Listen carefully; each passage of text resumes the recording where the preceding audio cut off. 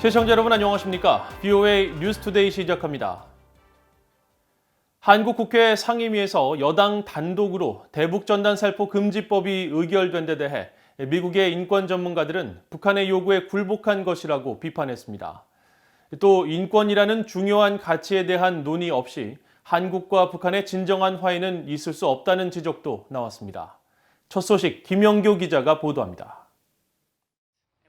워싱턴의 민간단체 북한자유연합의 수잔 숄티 대표는 한국 국회 외교통일위원회에서 여당인 더불어민주당 단독으로 대북전단 살포 금지법을 의결한 건 끔찍한 일이라며 우려했습니다.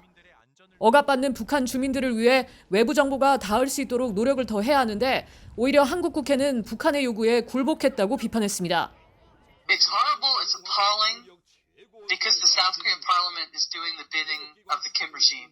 I mean, this is something that is a demand that Kim Yong-jong made. 숄티 대표는 그러면서 한국 국회는 표현의 자유와 북한 주민들의 인권을 지킬 도덕적 의무가 있지만 그 반대로 행동하고 있다고 지적했습니다.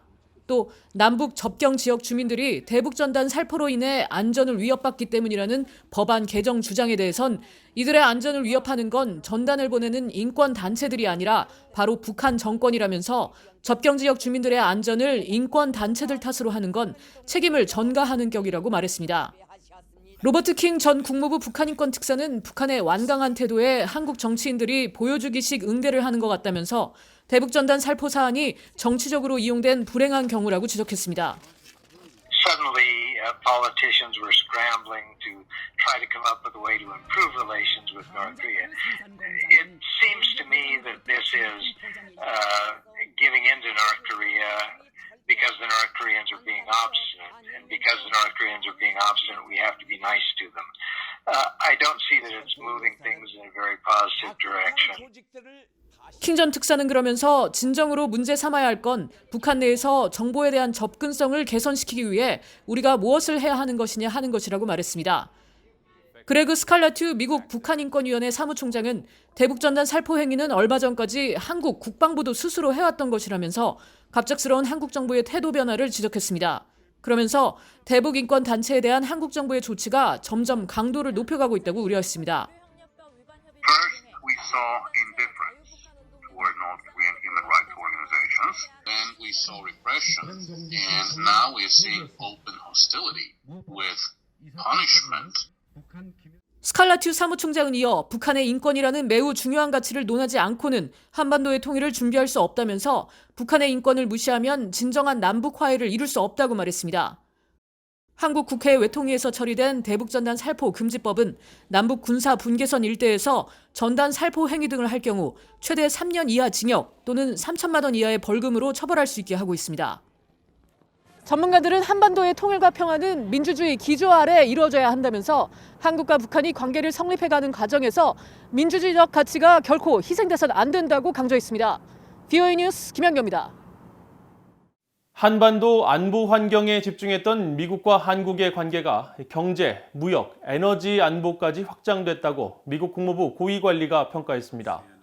마크 네퍼 미국 국무부 동아태 한국 일본 담당 부차관보는 3일 워싱턴의 민간단체 애틀랜틱 카운슬과 한국국제교류재단이 미한 경제협력을 주제로 공동 개최한 화상토론회에서 한국이 성장하면서 미국과 한국이 협력하는 분야도 확장돼 왔다며 이같이 밝혔습니다.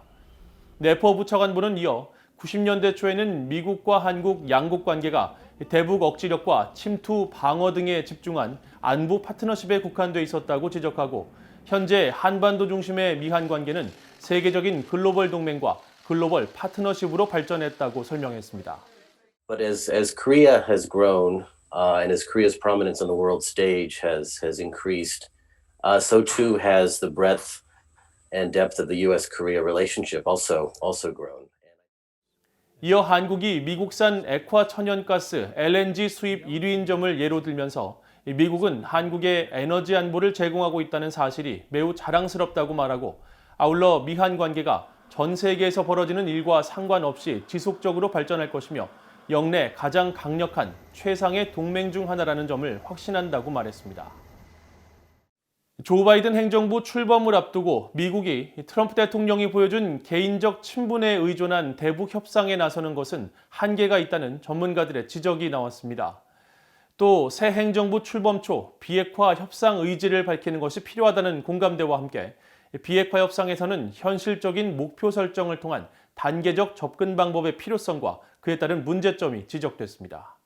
오택성 기자가 취재했습니다. 워싱턴 내 싱크탱크 애틀랜틱 카운슬이 주최한 화상 토론회에서 로버트 아이논 전 국무부 비확산 군축 담당 특보는 지난 4년 동안의 트럼프 행정부의 대북 협상은 일정 부분 성과를 냈다고 말했습니다. 북한의 유일한 정책 결정자는 김정은 위원장이기 때문에 정상회담을 하는 것은 이점이 있다는 겁니다.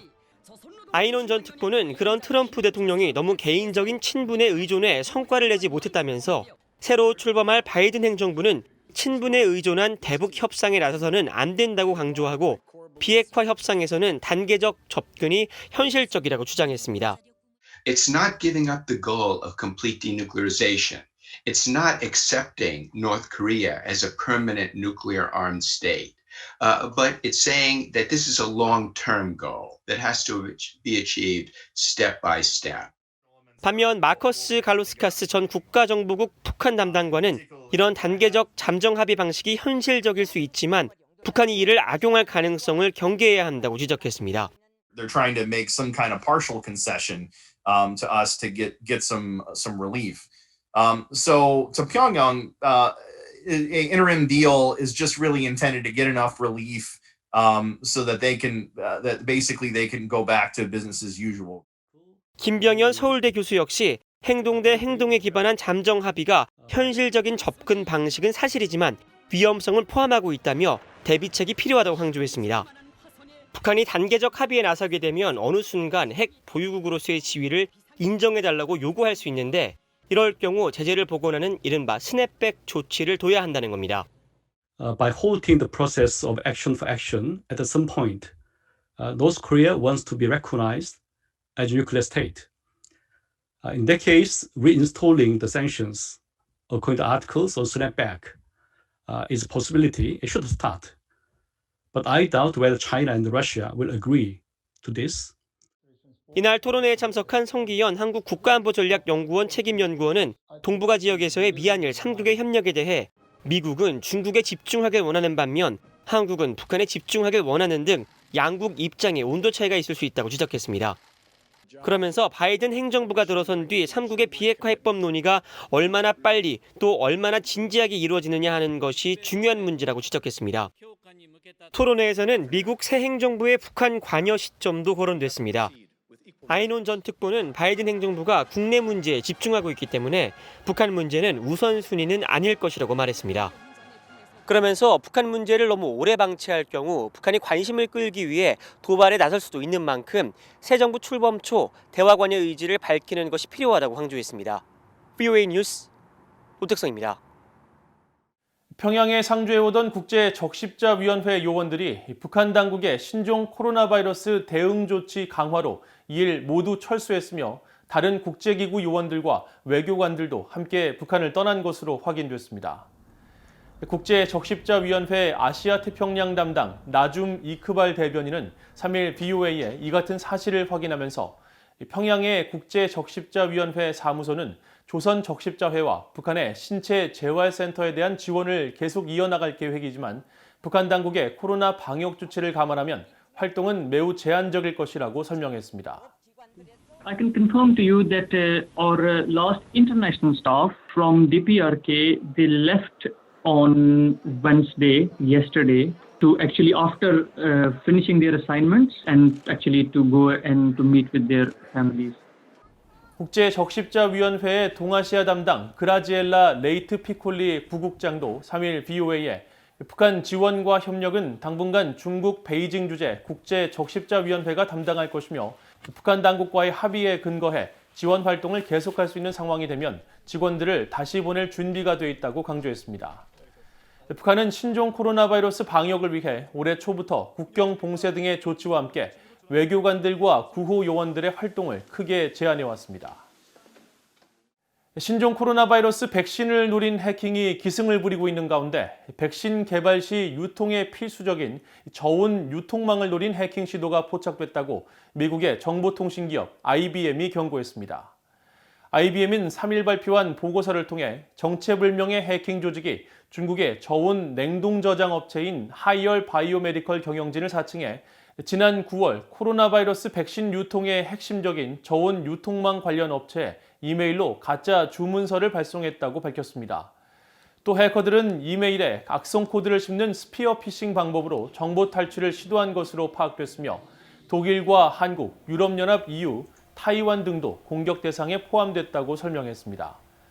보고서는 이어 해커들이 백신 냉동 보관과 유통에 관여하는 각국의 기업과 조직에서 임원들의 네트워크 자격 증명을 탈취해 향후 백신 유통이 시작될 경우 시스템에 접근하기 위한 용도로 해킹에 나선 것으로 분석했습니다. 이와 관련해 전문가들은 최근 코로나 백신 정보 해킹 정황이 잇따라 포착되고 있는 북한과 러시아가 유력한 용의자로 추정된다면서 이들이 백신 유통 네트워크에 접근한 뒤 이를 이용해 거액을 요구할 가능성을 경고했다고 뉴욕타임스 등 미국 언론들이 보도했습니다. 이상으로 VOA 뉴스투데이를 마칩니다. 시청해주신 여러분 고맙습니다.